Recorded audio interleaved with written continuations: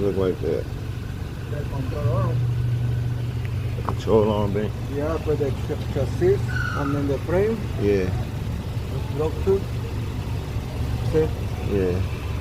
So what's that, the subframe? You have to, yeah, you have to go. Replace the whole The subframe? whole the frame, yeah. How much would you, if I buy the, like, if I go to the junkyard or find something like that, how much would it be? Label, maybe like 650. So you can get the part and everything? No, just the I label. get the part. But we can get the part. My boss may have a junkyard. Alright. Yeah, we can get the part. Yeah. So 650 plus the part. Plus the part. Yeah. The part maybe cost you like 250 or something. And then it take you a couple of days, so like, Yeah. basically an $800 job, basically. Yeah, maybe, yeah. The insurance won't pay.